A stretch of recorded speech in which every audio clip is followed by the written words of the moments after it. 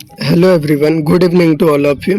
तो हम लोगों ने शुरू क्लास में पढ़ा था जियोग्राफी का, क्या मानव भूगोल, प्रकृति और विषय क्षेत्र। तो आज हम लोग उसका नोट्स का क्लास करेंगे, जो कि पहले हम लोगों ने बोर्ड में पढ़ा था, ओरल टाइप में पढ़ा था। आज हम लोग उसका नोट्स में करेंगे क्लास। तो बिना देरी किए हुए स्टार्ट करते हैं क्लास।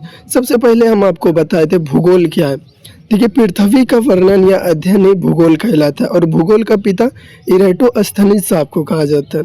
सबसे पहला बात, मानव भूगोल क्या है, आपको बताए थे। मानव भूगोल में भौतिक पर्यावरण और मानव निर्मित सामाजिक पर्यावरण के अंतर संबंधों का अध्ययन किया जाता है। यह मानव और पर्यावरण दोनों एक दूसरे के संपर्क में आकर इसका अध्ययन करता है।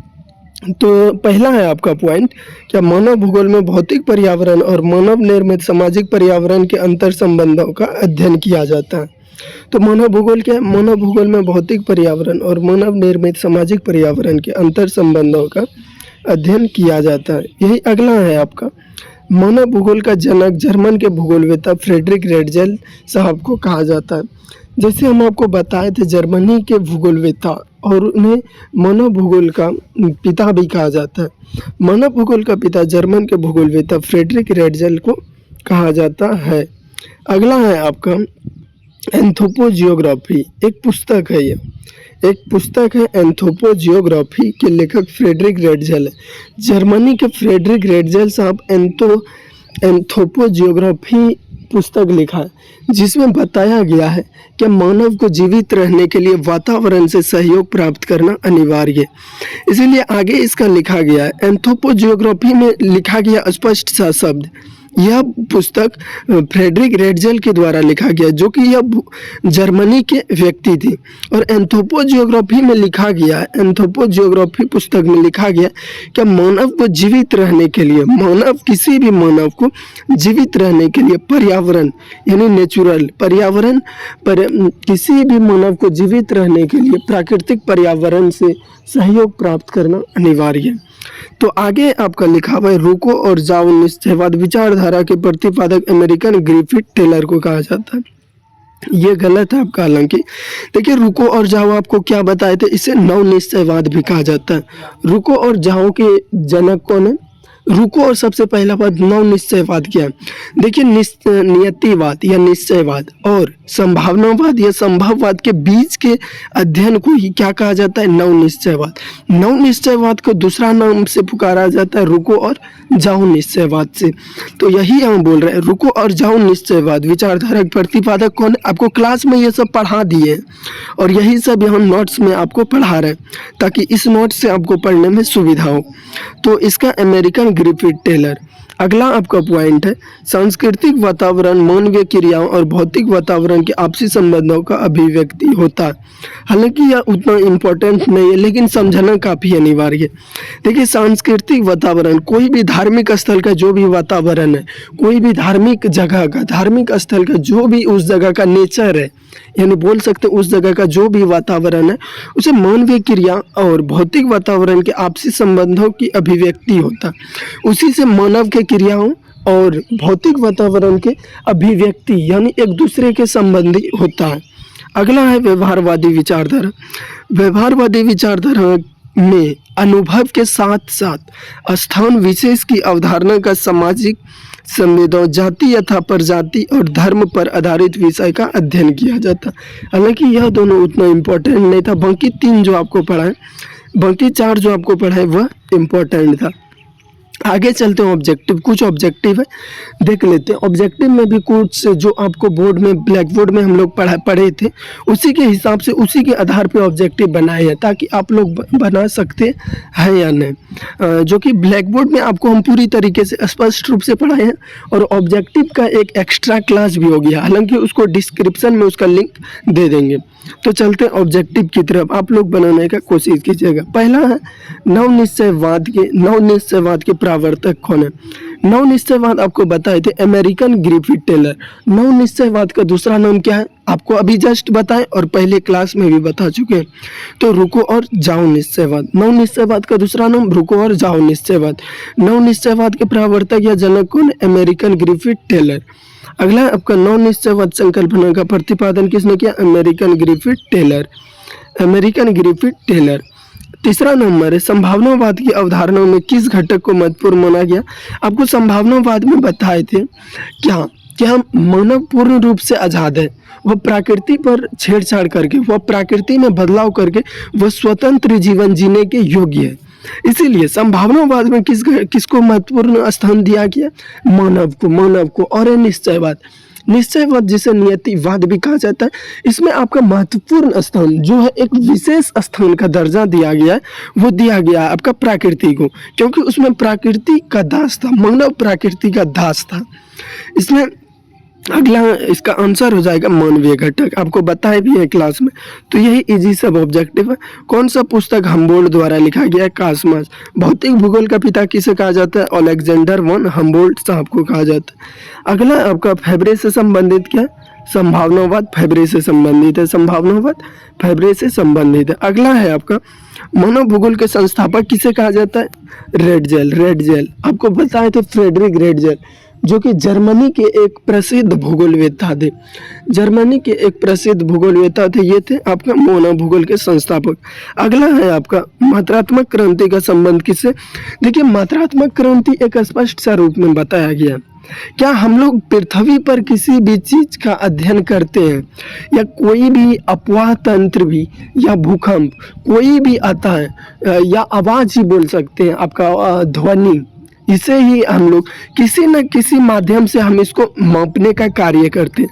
तो जैसे ध्वनि को हम लोग मापते हैं एजेट से यानी हाथ से मापते हैं, तो यही बताया गया। मात्रात्मक क्रांति का संबंध किससे? देखिए मानव भूगोल भौतिक भूगोल ने दोनों में जो भी क्रियाकलाप होता है उसे हम किसी न किसी रूप में उसे माप सकते हैं, तो उसी गतिविधि को हम मात्रात्मक क्रांति कहते हैं। तो यही बोल रहे हैं मात्रात्मक क्रांति का संबंध किससे? मानव भूगोल और भौतिक भूगोल दोनों से। चलिए सब्जेक्टिव की तरफ चलते हैं। ये आपका कुछ 7 ऑब्जेक्टिव था, बताइएगा कितना सही हुआ। तो ये सब ऑब्जेक्टिव जो भी है, ऑब्जेक्टिव ये 7 जो बताए, यह आपका क्लास में करा दिया गया था। अगर आप लोग क्लास देखे होंगे तो आप ये ऑब्जेक्टिव फिक्स से बना लिए होंगे, फिक्स है 100%, 101% श्योर है। अगला चलते हैं आप सब्जेक्टिव की तरफ, कुछ महत्वपूर्ण सब्जेक्टिव भी लेके आए, चलते हैं। पहला सब्जेक्टिव है आपका क्या निश्चयवाद क्या है? देखिए आपको निश्चयवाद पहले समझिए, आंसर देख के ये आप हदरिए न। सबसे पहला आप पॉइंट लिखिएगा, निश्चयवाद को नियतिवाद भी कहा जाता है। पहला पॉइंट देखिए एग्जाम में पूछा जाता है भाई। देखिए निश्चयवाद क्या है? निश्चयवाद को नियतिवाद भी कहा जाता है। इसमें मानव पूर्ण रूप से आजाद नहीं था, इसमें मानव प्रकृति का दास था और मानव इसमें पूर्ण रूप से आजाद नहीं था और प्रकृति के अनुसार जीवन जीता था, यानी मानव पूर्ण रूप से प्रकृति के अनुसार जीवन जीता था, इसीलिए इसे निश्चयवाद कहा जाता है। इसमें प्राकृतिक घटक को महत्वपूर्ण स्थान दिया गया है। चलिए आंसर पढ़ते हैं। निश्चयवाद पर्यावरणीय निश्चयवाद या नियतिवाद एक पुरानी विचारधारा है, यानी एक प्राचीनतम विचारधारा है जिसके अंतर्गत विकास की प्रारंभिक अवस्था, विकास का सबसे पहला स्टेप जो है विकास का यही है। में मानव प्राकृतिक वातावरण से अधिक प्रभावित हुआ और उन्होंने प्रकृति के आदेशों के अनुसार अपने आप को ढाल लिया, यानी बोल रहे हैं प्रकृति पर मानव अपने आप को ढाल लिया। यही बोल रहे हैं प्रकृति पर मानव अपने आप को ढाल लिया कि मानव के सामाजिक विकास की अवस्था आदिम थी। मानव का उस समय जिस समय यह निश्चयवाद का परिकल्पना था, उस समय मानव का विकास का प्रारंभिक अवस्था था और उस अवस्था में मानव प्रकृति को सुनता था और उसकी प्रशंसा में भयभीत होता था, उसकी पूजा भी करता था, जिसमें मानव का स्थान कौन था। तो ये था आपका पहला क्वेश्चन। चलिए दूसरा क्वेश्चन की तरफ चलते हैं। देखिए साफ सा शब्दों में आप लिखिएगा, फिर से बोल रहे हैं, आंसर नहीं देखिए भाषा देखिए, क्योंकि देखिए कोई भी बोर्ड एग्जाम में बोलता है क्या हमको आप बुक का या स्पष्ट रूप से आंसर नहीं दीजिए, आप हमको स्पष्ट तरीके से आंसर नहीं दीजिए, हमको आप आंसर अपने भाषा में दीजिए। अपने भाषा में आप जितना साफ सुथरा दीजिएगा, हम आपका सिर्फ हमको आंसर समझ में आना चाहिए, समझ में आना चाहिए। तो एग्जामिनर जो भी बोर्ड एग्जाम में बोलता है, क्या आप हमको अब उत्तर दीजिए अपने भाषा में, अपने भाषा में। इसीलिए आपको लिखना है निश्चयवाद को नियतिवाद भी कहा जाता है। इसमें मानव पूर्ण रूप से आज़ाद नहीं था और मानव प्रकृति का दास था, मानव प्रकृति का दास था और मानव प्रकृति पर विजय प्राप्त नहीं कर सकता था, जिसके कारण मानव पूर्ण रूप से अस्वतंत्र था और मानव प्रकृति के अनुसार ही जीवन को जीता था। इसीलिए यह विकास की प्रारंभिक अवस्था भी थी, इसीलिए इसे निश्चयवाद भी कहा जाता है। इसमें प्राकृतिक घटक को महत्वपूर्ण स्थान दिया गया है। तो ये था आपका पहला क्वेश्चन। दूसरा क्वेश्चन सुनिएगा सिर्फ सही से, दिल से, प्यार से, शिद्दत से और मोहब्बत से सुनने का कोशिश कीजिएगा। अगला है आपका मानव भूगोल के कुछ उपक्षेत्रों के नाम लिखे। सबसे पहले आपको बताए थे क्लास में क्षेत्र और उपक्षेत्र। क्या आपको क्षेत्र पता है? देखिए, क्षेत्र में आपको बताए थे हम सामाजिक भूगोल बताए थे, राजनीतिक भूगोल बताए थे, आर्थिक भूगोल बताए थे। ये 3 भूगोल अक्सर एग्जाम में पूछा जाता है। सबसे पहले सामाजिक भूगोल का हम बात करें। सामाजिक भूगोल, देखिए सामाजिक भूगोल क्या है?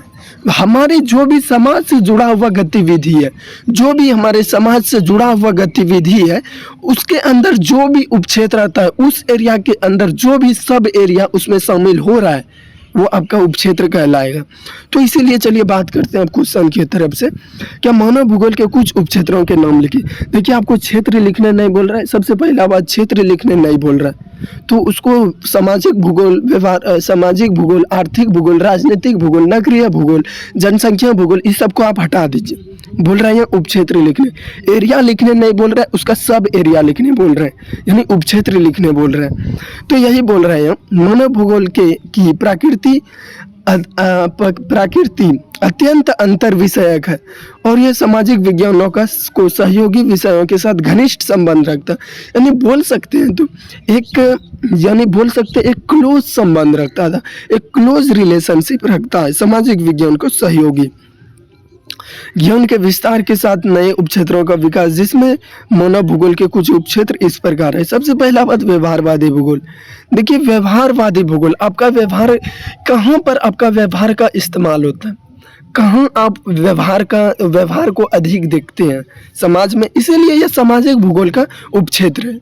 सामाजिक भूगोल का उपक्षेत्र है व्यवहारवादी भूगोल। सामाजिक कल्याण का भूगोल, सामाजिक कल्याण का भूगोल ये भी है सामाजिक भूगोल है। तो आगे चलते हैं। अगला है यहाँ अवकाश का भूगोल। अवकाश का भूगोल क्या होगा? सामाजिक भूगोल। सैन्य भूगोल, आपको बताए थे सैन्य भूगोल राजनीतिक भूगोल के अंतर्गत आता है। सैन्य भूगोल और निर्वाचन भूगोल, देखिए आपका कोई भी निर्वाचन आप किसके डीएम के द्वारा किया जाता है। डीएम और एसडीएम के द्वारा किसी भी जिला में, किसी भी स्टेट में, स्टेट के अंदर जो भी डिस्ट्रिक्ट है, उस डिस्ट्रिक्ट में निर्वाचन का कार्य डीएम और एसडीएम के द्वारा किया जाता है। तो इसीलिए सैन्य भूगोल और निर्वाचन भूगोल ये हो गया किसमें आपका राजनीतिक भूगोल।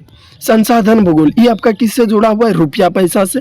तो आपका हो जाएगा आर्थिक भूगोल। कृषि भूगोल हो जाएगा आपका। कृषि हम लोग क्यों करते हैं? क्योंकि उससे हम लोग को धन प्राप्त हो और उससे हम लोग जीवन यापन कर सके। विपणन भूगोल भी हो जाएगा। व्यापारिक भूगोल, पर्यटन भूगोल भी हो जाएगा। जब कोई भी व्यक्ति अपने देश से छोड़कर किसी अन्य देश में आता है, तो जिस भी देश में आया, जिस भी क्षेत्र में वह गया, उस क्षेत्र का स्पष्ट सा शब्द है, क्या उस क्षेत्र का आर्थिक इनकम में सुविधाजनक प्राप्त होगा और उस क्षेत्र में बहुत सा सुविधा उसको प्राप्त होगा। अगला है पर्यटन भूगोल, उद्योग भूगोल। कोई भी इंडस्ट्री का स्थापना हम लोग क्यों करते हैं? ताकि उससे हम लोगों को कुछ इनकम प्राप्त हो, इसीलिए करते हैं। तो ये हो गया आपका कुछ क्षेत्र और उपक्षेत्र। क्षेत्र तो हम लोग क्लास में हम बताए हैं, चाहे आप लोग क्लास देखिएगा निरंतर रूप से। आपको नहीं समझ में आए तब भूलिएगा इस बड़ा भाई को। अगला क्वेश्चन चलते हैं हम, मानव भूगोल को परिभाषित करें। सबसे पहला बात, सबसे पहला क्वेश्चन, सबसे पहला क्लास, सबसे पहला और क्वेश्चन भी था मानव भूगोल को परिभाषित करें। मेरा क्लास में आपको समझ में नहीं आया तो नहीं आएगा किसी का। मानव भूगोल को परिभाषित करें, डिफाइन कर रहा है ह्यूमन जियोग्राफी को। What is human geography? देखिए, सबसे पहला शब्द मानव भूगोल के पिता किसे कहा जाता है, आपको याद रखना है, जर्मनी के फ्रेडरिक रेडजल्स आपको कहा जाता है। देखिए, मानव भूगोल भौतिक या प्राकृतिक या मानवीय जगत के बीच संबंध, मानवीय परिघटनाओं का स्थानिक विपणन और उनके घटित होने के कारण विश्व के विभिन्न भागों में सामाजिक और आर्थिक अभिन्नताओं का अध्ययन करता है। मानव भूगोल के ये आप काट दीजिए, मेरा बात सुनिए सिर्फ। देखिए, मानव भूगोल वह भूगोल है जिसमें भौतिक पर्यावरण और मानव निर्मित सामाजिक पर्यावरण, भौतिक पर्यावरण और सामाजिक पर्यावरण के बीच के संबंध का अध्ययन किया जाता है। भौतिक पर्यावरण और मानवीय पर्यावरण के बीच के संबंध का अध्ययन किया जाता है, मानव भूगोल कहा जाता है। ये आप इतना स्पष्ट नहीं रख सकते, सिर्फ बात सुनिए। बोल रहे निश्चयवाद और संभावनावाद के बीच अंतर स्पष्ट करें, ये आप काट दीजिए। सबसे पहला बात मेरा सुनिए, अगर नोट्स बनाना है इसी से बनाइएगा। और क्वेश्चन है निश्चयवाद और संभावनावाद के बीच अंतर स्पष्ट कर। मेरे भाई शिद्दत से, मोहब्बत से और प्यार से सुनने का कोशिश कीजिएगा। सबसे पहला बात, निश्चयवाद को नियतिवाद भी कहा जाता है। निश्चयवाद आपको पहला का ही बताए, इसके जस्ट 5 मिनट पहले बताएं। निश्चयवाद को नियतिवाद भी कहा जाता है। इसमें मानव पूर्ण रूप से आज़ाद नहीं था, मानव प्रकृति का दास था, मानव असंतुष्ट जीवन जीता था और मानव का उस समय आरंभिक अवस्था था विकास का। और इसका बोल सकते हैं जनक है रिटर, रेडजेल, हम्बोल्ट, कुछ इस प्रकार से हैं इनके समर्थक। संभावनावाद क्या है? देखिए, संभावनावाद को संभववाद भी कहा जाता है। इसका जनक फ्रांस के लुसियन फेब्रे और विडाल डी लाब्लास साहब है। विडाल डी लाब्लास साहब हैं। इसमें बताया गया है कि मानव पूर्ण रूप से आज़ाद था और मानव पर प्रकृति पर में बदलाव करके वह स्वतंत्र जीवन जीने के योग्य था। तो ये था आपका आंसर। तो आगे चलते हम लोग। आर्थिक भूगोल के उपक्षेत्रों के नाम लिखे। आर्थिक भूगोल के उपक्षेत्रों के नाम लिखे। देखिए, आर्थिक भूगोल के आपको बताए थे। आर्थिक भूगोल की वह शाखा है जिसमें रुपया पैसा का अध्ययन किया जाता है। सबसे पहला बात, आर्थिक भूगोल के उपक्षेत्रों के नाम लिखे। देखिए, आपको कुछ एरिया बताए थे, कुछ सब एरिया बताए थे, क्षेत्र और उपक्षेत्र। देखिए, आर्थिक भूगोल के कई उपक्षेत्र हैं, लेकिन इनमें से कुछ ऐसे उपक्षेत्र हैं जो कि प्रमुख, जैसे संसाधन भूगोल, कृषि भूगोल। देखिए, क्लास 10th में आपने पढ़ा होगा, सबसे पहला चैप्टर है संसाधन होते नहीं बनते हैं। यह कथन किसका था? जिमरमैन का था। संसाधन होते नहीं बनते हैं। देखिए, आगे बोल रहा है संसाधन भूगोल, कृषि भूगोल। संसाधन भूगोल में विभिन्न प्रकार के खनिज। देखिए, खनिज क्या होता है? कोई भी विशेष स्थान पर किसी भी चीज का खुदाई जब किया जाता है, या बोल सकते हैं एक प्रकार से रुपया पैसा भी बोल सकते हैं। तो खनिज से एक स्पष्ट सा परिभाषा। मानवीय संसाधन का अध्ययन, इसको इतना छोड़िए। आर्थिक भूगोल के उपक्षेत्रों के नाम लिखे। आपको आर्थिक भूगोल लिखना है। आर्थिक भूगोल की वह शाखा है जिसके अंतर्गत रुपया पैसा का अध्ययन किया जाता है, जिसके उपक्षेत्र कुछ इस प्रकार से हैं जो कि निम्नलिखित है। सबसे पहला पॉइंट दे के लिखना है, पॉइंट दीजिएगा रोमन में, और रोमन देके लिखना है। संसाधन भूगोल, विपणन भूगोल, पर्यटन भूगोल, उद्योग भूगोल, अंतर्राष्ट्रीय व्यापार का भूगोल। तो ये आपको उपक्षेत्र लिखना है। अगला है संभावनावाद की संकल्पना की परीक्षण कीजिए। देखिए, संभावनावाद की संकल्पना जनक फ्रांस के लुसियन फेब्रे और विडाल डी लाब्लास तथा संभावनावाद शब्द का नाम इनके शिष्य फेब्रे। हम अक्सर फेब्रे ही नाम दिया जाता है, फ्रांस के लुसियन फेब्रे। देखिए, आपका पॉइंट में लिखा हुआ एक समझने के लिए एक पॉइंट बनाए हैं, ताकि प्राकृतिक पर्यावरण मानव जीवन को नियति नहीं करता है। पर्यावरण मनुष्य के सामने कुछ संभावनाएं प्रस्तुत करते हैं। देखिए, आप कोई भी पर्यावरण पर बदलाव उस समय कर सकते हैं जिस समय आप बदलाव कर रहे हैं, परंतु उस बदलाव से जिस पर आप भी प्रभाव कर रहे हैं, जिस पर भी आप बदलाव कर रहे हैं, उस पर कोई भी हानि प्रभाव नहीं हो रहा है, बल्कि लाभ प्रभाव हो रहा है। उसको आप ऐसा परिवर्तन कीजिए, उसमें उस पर्यावरण में आप ऐसा परिवर्तन कीजिए ताकि ना तो उसको हानि हो और ना ही लाभ हो, वह संतुलन रूप से चले, एक सेटिस्फाई रूप से चले। तो आगे है आपका तीसरा पॉइंट है प्राकृतिक पर्यावरण, इसमें निष्कर्म है और मनुष्य इसमें सहकर्म है। अगला है मनुष्य अपने सांस्कृतिक आवश्यकता और तकनीकी ज्ञान के विकास की अवधारणा पर पर्यावरण पर निर्भर है। तो ये था आपका कुछ क्वेश्चन। तो ये यहाँ तक हो गया आपका। तो आगे का क्लास नेक्स्ट लेके आएंगे। तो ये था आपका कुछ क्वेश्चन, कुछ ऑब्जेक्टिव और कुछ सब्जेक्टिव। देखिए, नोट्स पे ध्यान नहीं दीजिए, सिर्फ वॉइस पे ध्यान दीजिए, क्योंकि देखिए आप बोर्ड एग्जाम में बैठेंगे वहाँ पहले ही क्वेश्चन आपको उल्टाने से पहले बोल देता है। परीक्षार्थी यथार्थ अपने शब्दों में उत्तर दे, अपने शब्दों में उत्तर देने का कोशिश करे। इसीलिए अपने शब्दों में उत्तर देने का कोशिश अभी से कीजिए ताकि आपका एक हैबिट बना रहे, ताकि आपको आने वाले कल दिक्कत ना हो। इसीलिए मिलते हैं नेक्स्ट क्लास में, तब तक के लिए धन्यवाद और आपका आज का दिन शुभ हो। और जो भी न्यू देख रहे हैं वो सब्सक्राइब ज़रूर करें ताकि हमको भी थोड़ा पॉजिटिव ऊर्जा मिले। धन्यवाद।